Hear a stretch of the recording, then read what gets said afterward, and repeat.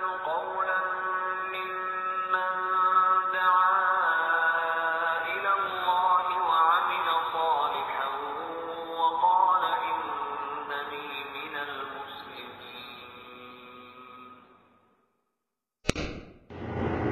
السلام عليكم ورحمة الله وبركاته. إن الحمد لله والصلاة والسلام على رسول الله وعلى آله وأصحابه ومن والاه.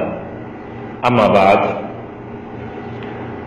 প্রিয় সালে আহমদ মামুন ভাই সুদূর ইতালি থেকে জানতে চেয়েছেন নবী এবং রাসূল কাকে বলা হয়, অর্থাৎ নবী কাকে বলা হয়, রাসূল কাকে বলা হয়, এবং আসমানি চারখানি প্রসিদ্ধ কিতাব, সেই চারখানি কিতাব কোন কোন রাসূলের প্রতি অবতীর্ণ করা হয়েছিল তিনি সেটি জানতে চেয়েছেন। জি সালে আহমদ মামুন ভাই, জাযাকুমুল্লাহ খাইর, বারাকাল্লাহ, অত্যন্ত সুন্দর এক প্রশ্ন করেছেন। জি, আপনার অবগতির জন্য বলছি, নবী এবং রাসূলগণের মধ্যে পার্থক্য হলো এটা, নবী হলেন উনি যিনি আল্লাহ রাব্বুল আলামিনের পক্ষ থেকে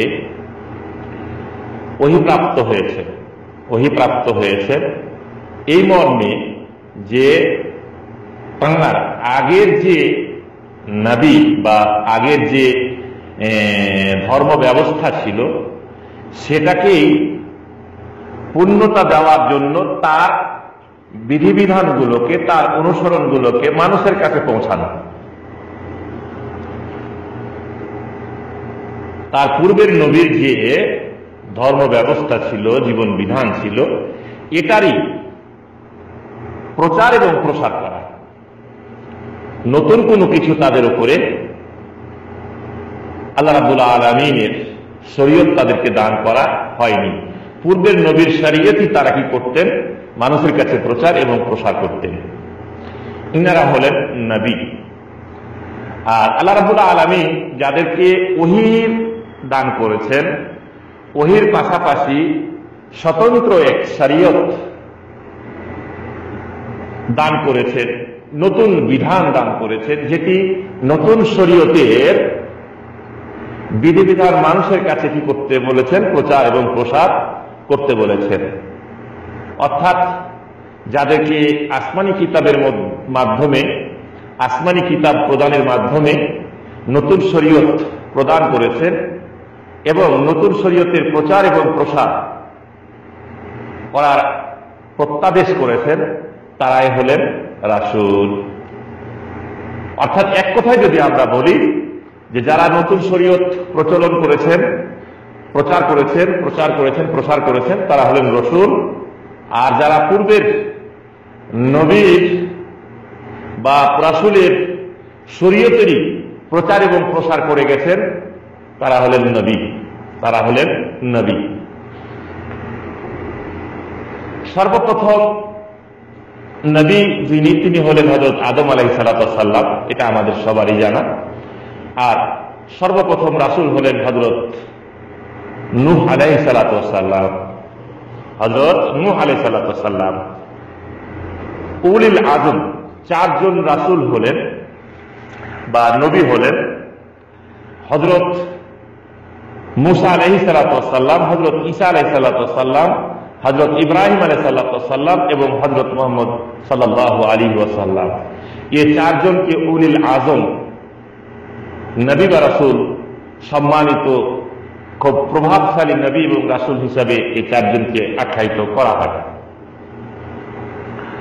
আর আপনি যে বিষয়টি জানতে চেয়েছেন তা হল আসমানি কিতাব আসলে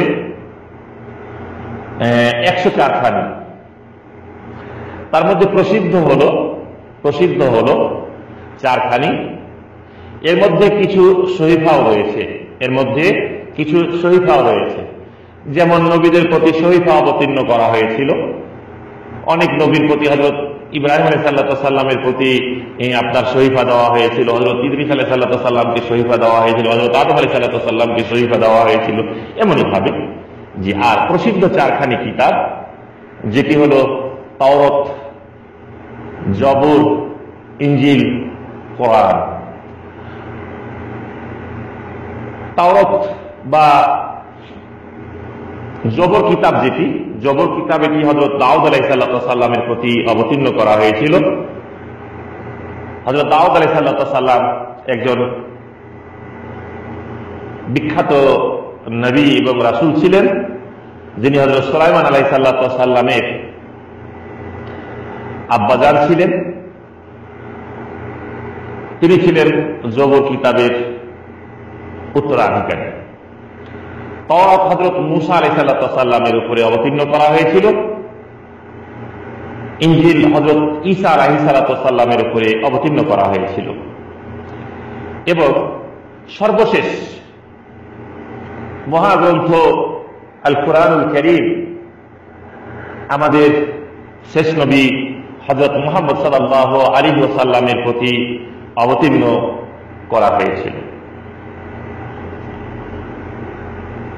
এটি সর্বশেষ গ্রন্থ। এরপরে আর কোনো আসমানি কিতাব আসবে না, এবং এটি ছিল বিশ্ব মানবের মুক্তির মহাসনদ। আশা করি আপনি আপনার প্রশ্নের উত্তর পেয়েছেন বলে বিশ্বাস রাখি। আল্লাহু আ'লামু বিস-সাওয়াব। আল্লাহ রাব্বুল আলামিন ভালো জানেন। জাযাকুমুল্লাহু খাইর। বারাকাল্লাহ। সালাম ওয়া রাহমাতুল্লাহি ওয়া বারাকাতুহু।